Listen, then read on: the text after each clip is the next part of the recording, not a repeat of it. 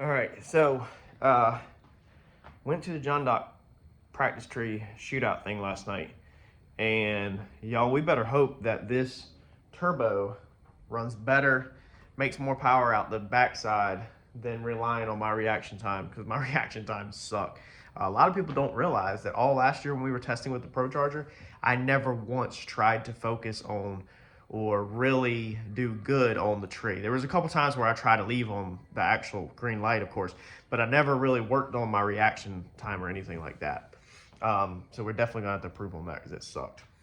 But we're back out here this morning. I have put the pan on, and I went ahead and just put this line on. This is basically gonna go up here in the bottom of the turbo, over here, but we gotta make an extension. The little piece that I had bought, they actually make one that's 10AN, an extension. It's about like that long, but the way I have indexed this piece right here on this kit, it's the edge of it is right in the way. So we're gonna have to just make a custom one. So I'm gonna order two 12AN bungs. We're also going from 10AN. The Maven mount's a 10AN.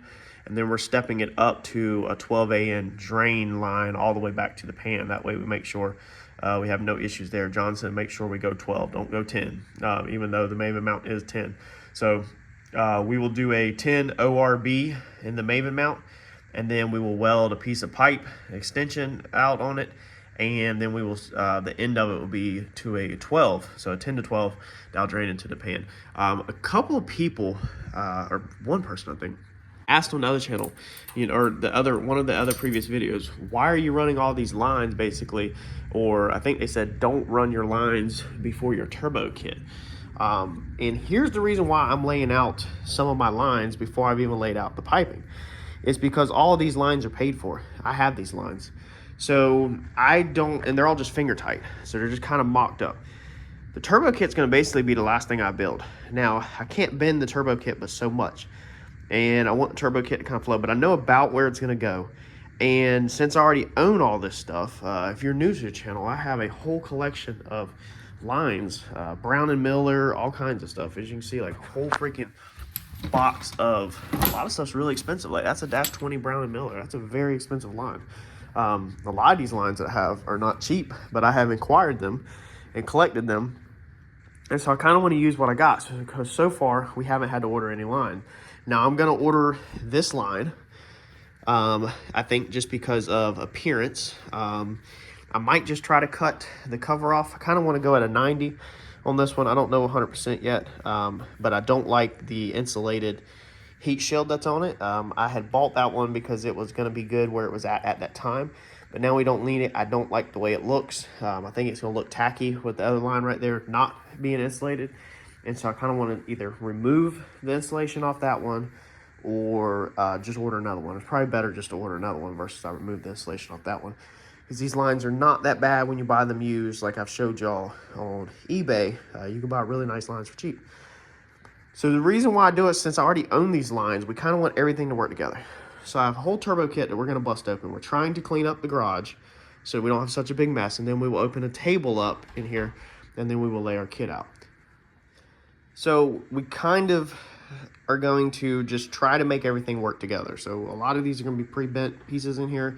Of course, I'm going to have to cut some stuff or whatever, but I kind of don't want to just come in here and just build a kit and then be like, man, if I would have just moved it over 1/4 inch or 1 inch, I could have used that line and not had to buy another line. So that's the reason why I'm kind of mapping out some stuff.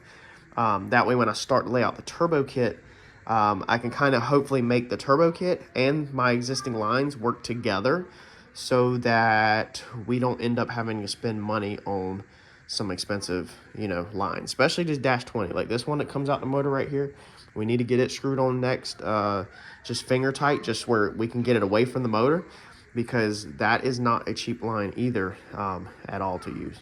So let's keep making some progress. I think we're gonna go ahead, now that we got the oil pan on, that's done, we're gonna move back up top. We're gonna get the intake put on because that would get the intake off the table. That will get the injectors back on. We can hook the fuel lines back up. We can hook the return line back up. And then we can, the feed line goes down there, and we can start possibly making these connections. Once we get as much cleaned up as we can, off the tables and put back on the motor, then we're going to move forward with the turbo kits and the piping and stuff. But I just kind of, when you're working in a small environment like this, we need to get as much off and on the car as we can to make room before we make a complete mess. All right, so we got some wires laid out, ran, alternator, fuel pressure, regulator, stuff like that. Got some cleaned up, zip tie, ready to put the intake on. Got stuff hooked up on the back of the head. So on the Coyote, you get a ground on the Holley harness. You get a ground on the driver's side head back there. I just use an 8mm bolt in factory location. And then on the passenger side head, all the sensors that you need are literally on one head. So you have the cylinder temperature sensor. Okay, the Coyote does not read off of water temp. It reads off of the temperature of the metal. So there's not actually a sensor in this motor that hits water or touches water. It figures it, even in factory form, off of the head temperature. That's what the Holley uses. So all of them sensors are down there. We have the crank sensor, which is right down there, and then the cylinder head temperature sensor is right there. The crank sensor is the one that reads the reluctor wheel down there. It's kind of hard to see. And then over here, we have the cam sensor right there. So that is it on the Coyote. You only read one cam. It has 4 cams, but you only read one. All the other sensors in factory form get completely deleted. Everything removed. This motor's locked out, so all the phasers are completely gone. That's all it takes to run that is just them 3 sensors back there. And then your normal oil pressure sensor, fuel pressure sensor, throttle stuff, you know, air intake temperature, stuff like that. But as far as the motor, it's just them 3 sensors over there. O2 sensors right there. We'll get that over into the exhaust when it comes time. So I think I'm ready. I've cleaned up underneath here pretty decent. I think I'm ready to set the intake on there and bolt it in. I don't know if I want to bolt it in just yet in case I need to slide it out the way, but I think I'm gonna go ahead and do it. We gotta redo this brake line, but the bolts hit on the outside, so I think we should be fine. Actually, we'll go ahead and bolt it in. But what I do is when I'm setting my O-rings and the bottom of the intake, now this is the Holley high-rise race intake, is I use Vaseline. It's the same thing I built my transmission with, and I have assembled literally everything with. Once I bought this, it was a little tip that was given to me off another YouTube channel. There's a ton of different things to put transmissions together and basically assembly lube and stuff together. But the Vaseline has literally worked amazing for me across the board. It has not contaminated anything, hasn't messed up anything. So I've always just dabbed a little bit in there, and then this will help basically the O-ring not fall out of this intake, because when you put this intake on, it basically has to go obviously upside down.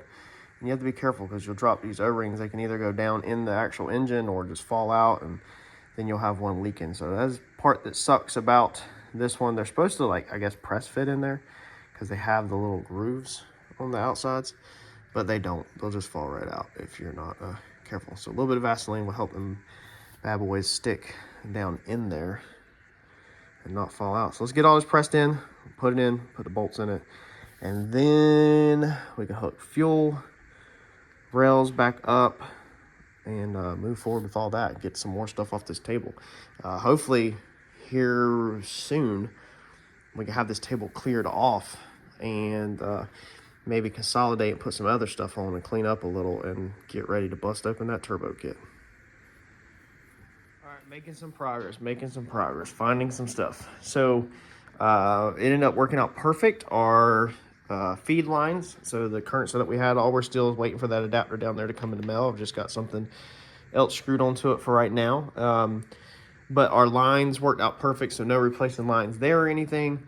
Our fire system, however, we're gonna have to redo in here. Once we put the intake on, we can see that a nozzle is blowing directly into the back of that. That's how much the engine's lifting up. Now we should have the clearance on the intake. Looking across it, it's definitely gonna be higher, obviously, but if you remember, the Comet hood humps up in the center, so the hood's up there. I would stick it on and see if it clears. But no matter what, I mean, it is what it is. If we have to take the top of this intake off and just build just a piece of flat piece, you know, it changed airflow a little bit, but it would be what it would be, or if we had to cut the hood or something. I think we're gonna be perfectly fine because it humps up pretty big in the center. So I think we're gonna be totally good there. Went ahead and hung the V-bands on here. So this is our exhaust, and then this is gonna be our intake. That's gonna go straight into here. The only issue I'm seeing right now is the regulator. So where we had the regulator at, right here, I had it, like I said, so you can get to it. So it's nice and easy to see leaks versus trying to look under the intake to find leaks. So all the connections besides one connection, which is a Y, to go to the rear, is outside of the intake. I think this is going to be in our way only because of the blow-off valves. So we're going to use two, I think, dual blow-off valves again. And when you look at the straight shot light here, we need one blow-off valve over here and one over here. And so this thing's going to be right in the way, I'm pretty sure. So we might go ahead and order the Coyote bracket. It's pretty cheap. It bolts on right here. They make a bracket that bolts on right above the water pump, and it lays the regulator down flat. Mine used to be like that, but again, I was not happy with all the connections on this regulator and possible leaks on this regulator. You have this connection down here, which is going to be your return line, okay, on the very bottom, and then you got one fuel rail, another fuel rail, and a sensor. So that's 4 possible leaks on this regulator.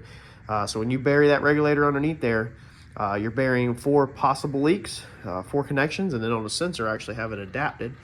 So that's actually, let's see here, that's actually multiple if you want to count it. So let's count it. We got 1, 2, 3, 4, 5, 6, 7, 8. So we have 8 possible leaks on this regulator because each one of these have certain adapters and fittings. You know, like this right here, we have a 90 that screws in here and here. So there's 2 leaks on one line on that right there. So every single port is 2 possible leaks, 8 possible leaks total that you're shoving underneath your intake. And then if you go to try to adjust it with having the electric water pump, it's not terrible because you can get your hands underneath here and get it, but it's definitely not as easy as the top to make very fine-tuned adjustments. So that might have to be laid down or relocated off of a bracket. Again, I don't really want to put that thing underneath there, so I'm half tempted to order longer banjo bolt lines and put it on the outside somewhere, but we're not going to really stress too much about that right this second. We're just going to keep it moving. So making progress though, making progress. Now, one thing that I do want to get your opinion on is I actually texted John and asked him, we put our 5-bar sensor down there. If you remember in the previous videos, remember when we did the pressure sensor block that is down there on the frame? So we have a lot of pressure sensors back here on the frame. Now, a lot of that stuff's going to be the turbo stuff, wastegates and stuff like that. We're not going to put the pressure sensors on them actually. We'll probably run 4 AN lines back there, I'm thinking. That way all the sensors are, you know, off of the engine located there. The sensors for the other stuff on this car, fuel pressure sensor, I believe I'm going to keep on the fuel pressure regulator. I think that just makes sense. I might move it. The oil pressure sensor is not permanently mounted yet until we do the oil feed, but it's definitely going to be teed in that line. And then that's the only 2 pressure sensors on this. It's just fuel pressure and oil pressure. There's nothing else on the motor. So the only other sensors that we need is we got the 5-bar, and then we got the pressure sensors that have to go along with the turbo. So that's why I was thinking about putting all turbo sensors down there and just running 4 AN. That way it's kind of easy to understand. You know, if we have a pressure sensor wrong with the turbo, bam, right there. If it's fuel, it's going to be on fuel pressure. If it's oil, it's going to be in that line. Done. Easy peasy. However, we put our 5-bar sensor down there now. John said that he likes to pull his readings off of the intake alone. Now, how mine has always been set up with the blower, it was a 3-bar, but I have one line coming off the intake to the vacuum block, and then there's 4 other lines that come off the vacuum block to feed everything that needs vacuum. I always thought that vacuum should be pretty equal across the board. However, it does kind of, in your head, if you start thinking about it a lot, which some of this stuff you can overthink, is you do got a little tiny feed line, okay? Whatever size these vacuum lines are that we use on all these cars. That goes to the block, and then the block is pulling 4 more lines off of it, plus it's teed and all that crap. Like the fuel pressure regulator currently, unless we move it, it comes off the vacuum block. There's a T right here. It hits the fuel pressure regulator, and off this T, I plan to tee into the 2 blow-off valves if we end up keeping it in this format. Don't know exactly how that's going to fall out. Might be able to get them up at a 45. I'm not sure yet, but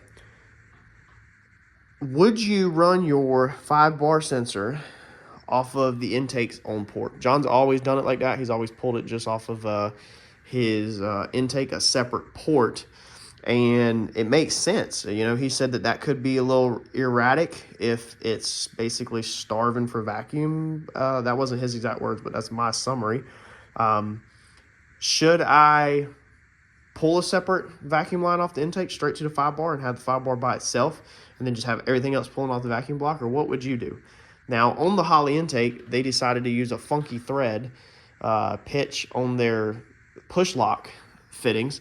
So it's not 1/8 NPT like we're used to. It's some foreign thread, so you have to actually order. I don't even remember what it was. I'd have to go back and look, but you have to actually order that thread, and I don't know if I have another fitting or not. I need to look. But what would you do? Let me know in the comments. I had 0 issues with my 3-bar pulling off the vacuum block. Everything looked good. No issues, no complaints ever. And so that's the reason why I was just going to keep it pulling off the vacuum block right now. But if you have a piece of advice on that, let me know in the comments below.